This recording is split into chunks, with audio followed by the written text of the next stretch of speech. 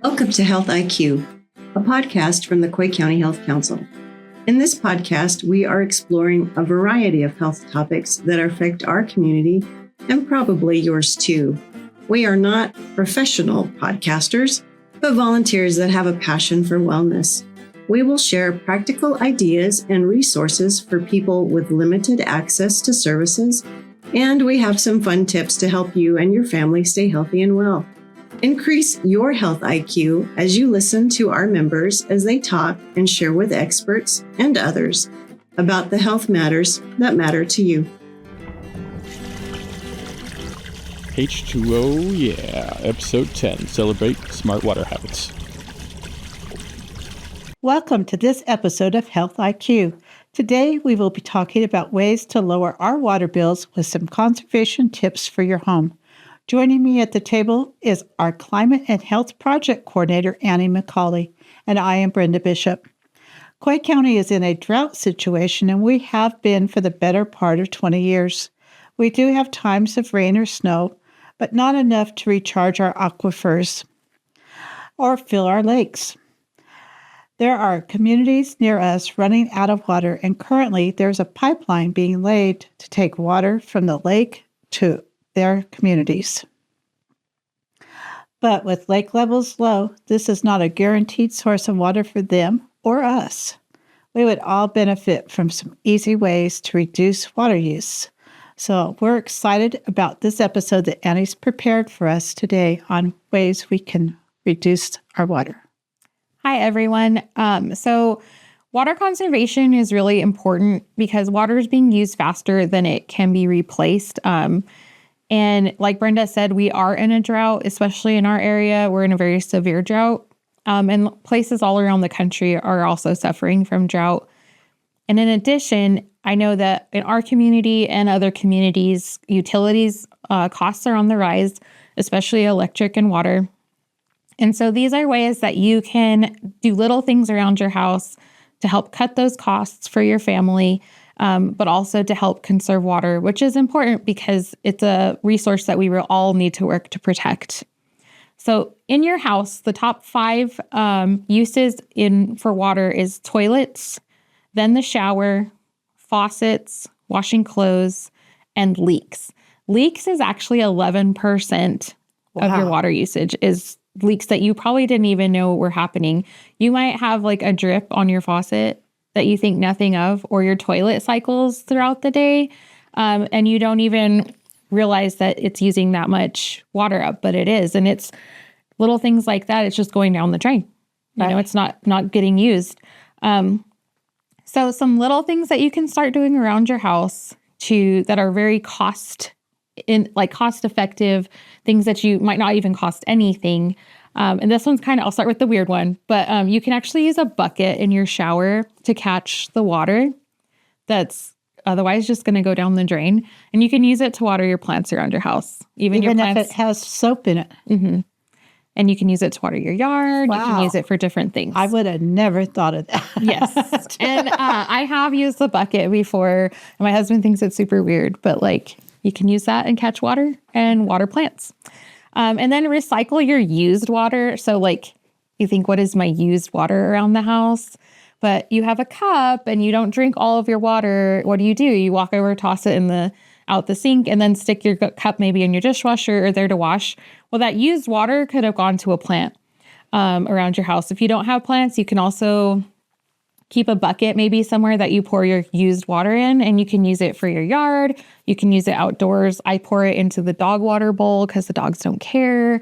So there's lots of things you can use your used water for rather than just pouring it down the drain. Well, or, you go in your car and you always have those cups of ice that are left over from a drink or whatever.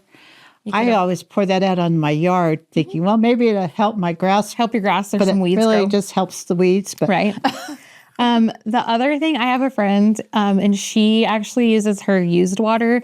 She pours it in her washing machine because then it has to fill whenever you do a load of water because there's sensors inside your washing machine that are going to cut it off when it gets enough water. So the thing, you can use your mop water to water plants as long as the detergents that you use for your floor might be a little bit harsher than you use on your body. So as long as that's something that's not super harsh, you can use that on your yard. Growing up, I didn't even know that it was a thing, but now, because I watch TikTok, people pour their mop water in the toilet, and I think that's so weird. I grew up, we always poured it in the yard because we watered the grass with our mop water. So check and fix leaks. This might cost you a little bit of money, but it's going to save you so much money in the long run because like I said, you are losing so much water. 60 drips a minute. So like a drop per second is going to be 192 gallons a month. Wow, that's a lot of water. That's a lot of water. Well, and when you're talking about the toilet, I was thinking there for several months, we had a toilet that would just start running. It was like seeping out. Do you want to know how much a leaky toilet can waste a day? How much? Up to 200 gallons a day. Wow. Depending on how fast it's cycling. So if you hear that trickle constantly in the toilet, that's 200 gallons of water a day that you are letting go down the toilet. Yeah. Well, we got our little thing fixed. I was very happy. Yeah. And it's probably something that was like a $5 fix, right? Like it was like the flapper, or sometimes you just have to adjust the little screw in there. TikTok, YouTube, there's lots of things you can even look up where you can adjust these things on your own and it doesn't cost you any money to fix. So on your toilet, if you're not sure if it's leaking, but you think it is, you can actually drop some food coloring into the tank. And then you wait about 15 minutes, go open the lid, look down in the toilet part. And if there's colored water in there, that means that your water is leaking into the toilet. And just a good way to check. That's an excellent idea for checking. So maybe you have like that drip per second in the toilet and it's not really noticeable. But if you put that food coloring in and it cycles through, you could even dump like Kool-Aid probably or something in there. And if it cycles through, your water's colored after about 15 minutes and you have a leak and you need to look into it. So other things around the house, only run your dishwasher when the dishwasher's full. Turn off your faucet between things. Like if you are brushing your teeth, like get your toothbrush wet, turn the faucet off. Like brush your teeth, then turn it back on to rinse. Same thing with shaving. Shaving, you can save 300 gallons a month. So like if your husband shaves or you shave your face, if you have a hairy face, then like turn the water off. Like you can put some water in the sink and like rinse it. Same effect, saves 300 gallons a month. When you're brushing your teeth, if you turn the water off, you're saving 25 gallons a month. You can scrape your plates instead of rinsing them before you put them in the dishwasher. If you have a fish tank and you're constantly cleaning that water out, you can use that to water your plants because it's fertilized water, basically, all that fish do. The other thing on toilets is to make your toilet a low flow or like conserve water, because like the average flush is 5 to 7 gallons of water, it says. Like on the bigger, older toilets that aren't the water conserving, you can actually take like some bottles, like water bottles, and put gravel in them or fill them back up with water and set them in the tank. And then, that disperses your water level. So that's going to save you some water there. Soap. Like whenever you're in the shower, if you really want to be like conservative, you can like get your body wet, turn the water off, soap, turn it back on, rinse. Kind of like the RV shower, when you're like trying to save your hot water because we don't want to you have like a 2 gallons of hot water when you're in the RV. I don't think I could do that. I can't stand to get cold in the shower. And the water temperature changing. But you can also just time it. So you're taking a faster shower, no lollygagging in the shower. I used to set a timer for the kids because they would be in the shower way too long. Yeah, like you're using so much water. And then you can also keep a pitcher of water in your fridge. And I didn't really understand this concept, but I guess some people run their water for a little bit to let it cool off before they fill a glass. Oh, yes. So I ran it for 5 seconds. Okay. But how much water is that? In the long run. I'm the opposite. I run it to get it warm before I fill my glass. See, and Emma does that too. So, but you can also have your, I don't know, I guess you could call it your used bucket or your warm up bucket. So have a bucket or a bowl that you stick under there to catch that water while you're letting it pour or get cold or hot if you're washing dishes or something. And then you can use that water out on your yard, plants around the house. You can rinse your veggies in a bowl. That saves water rather than just rinsing them under running water. And then if you made noodles, save that water because you can use that actually to water plants and stuff. I guess if we were really wanting to be adventurous, we could wash dishes like you do when you're camping. Yeah. And in the little tubs that come out in between. Yeah. So like I've actually I've done that. It's a lot of work, I feel like, but I mean, it's worth it if you're really trying to conserve water. Like you can have like the little basin, fill your basin, and then just go dump that outside. I have a dishwasher now for the first time in my life. So I'm all about the dishwasher. I don't wash dishes anymore. So if you're wanting to make investments around your house that are going to help like electric wise, plus your water utilities, you can do your put in low flow toilets, low flow showers and sinks. It's going to save you, I guess, on like electric too, because then it saves for like your heating cost of heating your water. They have little aerators you can put on your sink faucets, and that's going to slow your flow down from like 2 gallons a minute to like 1 gallon a minute. Still same effect, especially like I feel like on your bathroom sinks, like why do you need like 2 gallons a minute? Like true. Like you're just brushing your teeth and washing your hands. We just put in a new shower head, and I know it has so low flow, but it makes a lot of noise because it has that aerator in there. So you feel like you're getting pressure. Right. And the point of the aerator is you're still getting that pressure, and you don't feel like you're just like taking like a drip bath or, like a drip shower. Like you're still getting the same amount of pressure, but you're saving water. And if you were to have like low flow showers, low flow sinks in your household, and like, let's say you're like a house of like 4, you can save 12,000 gallons a year, and 12% energy reduction on your heating, like your water heater, basically. That's a lot. I don't know. I mean, that sounds like a lot of water. I don't know how that translates into dollars, but I do know that I see a lot of people complaining about the cost of the water bill. And a lot of people lately have been, I know like ours probably because we live on our co-op, it hasn't gone up in a long time, but I have noticed that people in town have talked about the costs going up. So those are just some little things, and they're not like your shower head probably wasn't super expensive. No. I mean, you can get them. We had to replace the other one. It stopped fell apart anyway. They fall apart, or they get all gunked up with sediment. So, these are just little investments as you're needing to replace things around your house that you can do. You can look for water efficient or high efficiency washing machines, dishwashers, and then you look for the ones that have the like electric efficiency too, to make sure that's going to help you to save some money. And then if you're doing outdoor improvements, like and you're putting in rain gutters, I know we don't get a lot of rain, but when we do, like we have key places around our yard that get like a muddy, nasty mess because of the way the water flows off the roof. We could even you could just put like gutters in those places that it's going to be a problem, and like direct that water flow then to like a plant or a tree that you have, or even a rain barrel. Yes. And then you can collect rainwater. If you do live in a different state, you have to check and make sure you can collect rainwater, because apparently that's a thing.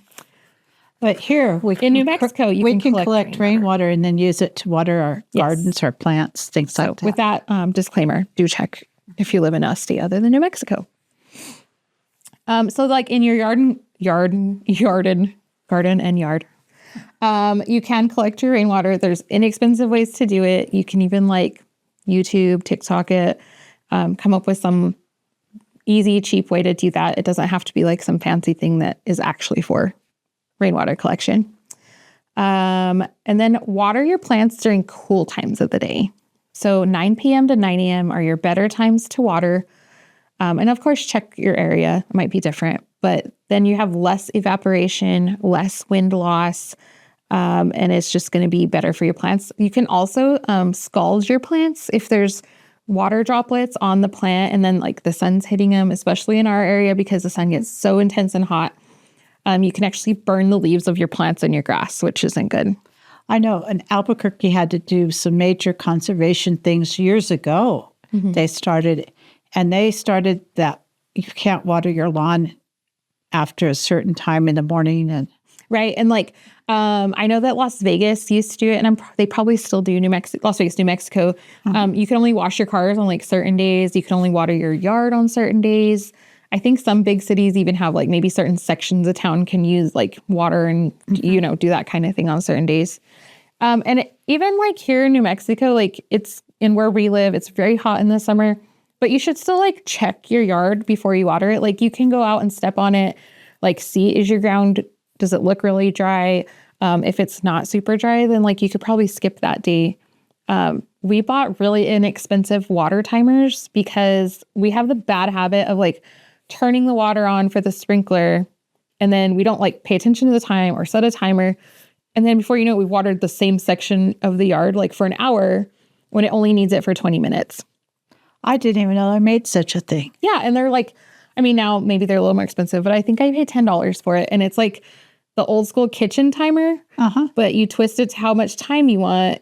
And then it like just it goes around for 10 minutes or whatever. And then it hits that thing and it shuts the faucet off. Like it shuts the line off. Yeah. And so then we can we look out, oh, it's off. So like we go move our sprinkler, set it for another 10 minutes. I need to get one of those. We have to water our trees. Yeah. And it's perfect. Yeah. You can like use it, it goes between your faucet and your hose. So like then you can move your faucet around, and that's the only way we turn the faucet on or the water hose on at all. So even if like the kids are playing in the water, like, okay, like you have 10 minutes to play with the water hose, because otherwise you're A, making a mess, and 2, wasting water. Yeah. So go make a mud hole over there, and then the water's going to turn off for a little bit. We get busy and forget to go move it. And then next thing you know, we have a big puddle. Yeah. And water you're like, mess. I thought you were going to turn off the water. So that's a really inexpensive way to conserve I need to get one of those. water. And then if you have an irrigation system, like check it. Is it pointed to the grass? Like, is it watering rocks or concrete or the street? And don't just like let it continue. Like, you set them on timers, but like, don't just let it run. Like if it rained yesterday, like turn it off, because you don't need to just constantly be watering, because it does need to dry out too. It's healthy for your plants. It cracks me up when you see people's sprinklers going while it's raining.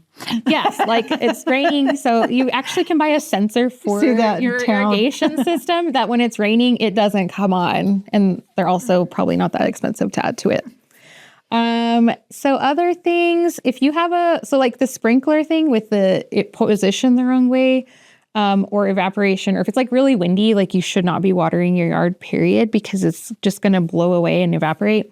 That could save 146 gallons a week. So that's 600 gallons a month that you could be saving just in turning it off when it doesn't need to be on, or like repositioning the heads.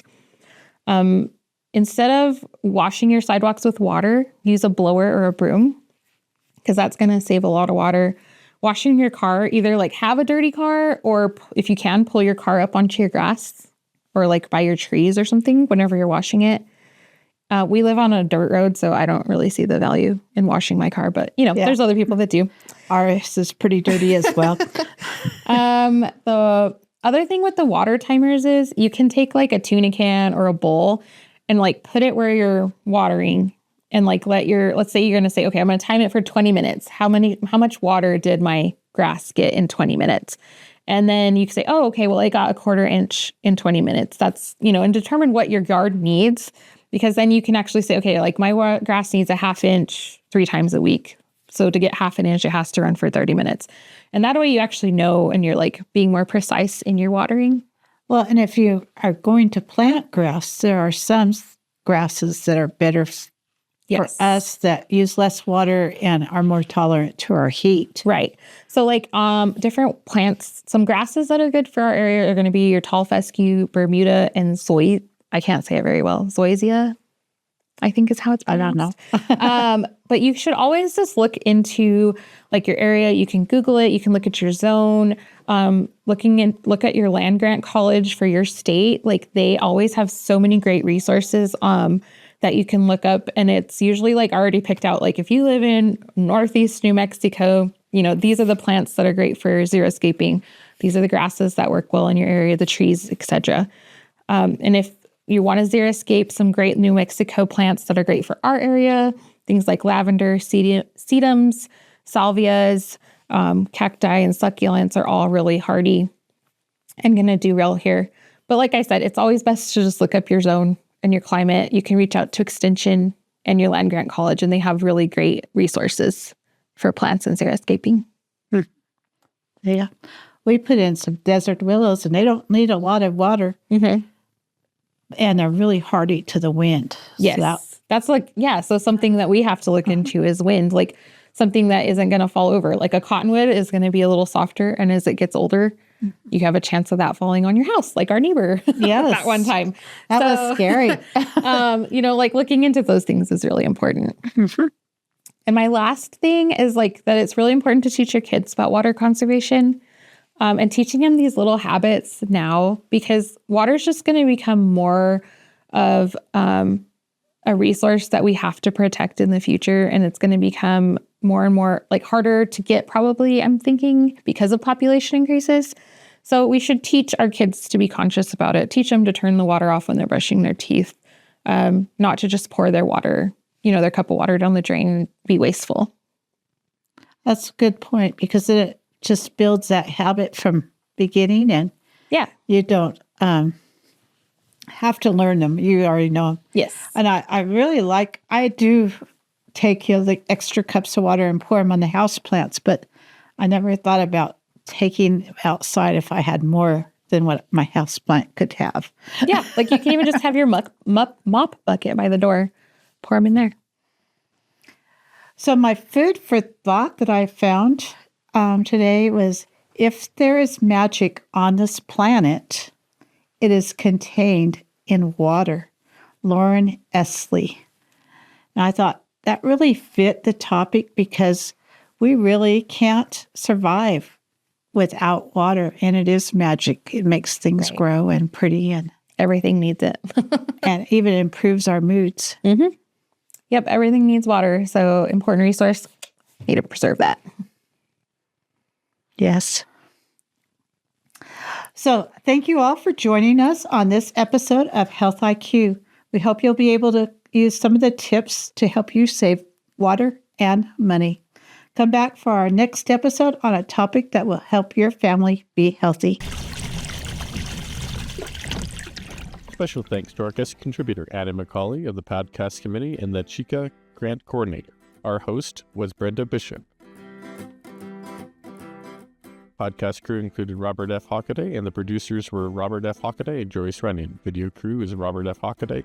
Music provided by David Morris. This podcast was made possible by a New Mexico Department of Health Better Together grant. Additional information about today's topic will be on the Health IQ blog located on the Quake County Health Council's website at www.QCHEALTHCOUNCIL.org. Be sure to follow the Quake County Health Council on YouTube, Facebook, and Instagram at Quake County Health. This podcast was created solely for educational and entertainment purposes.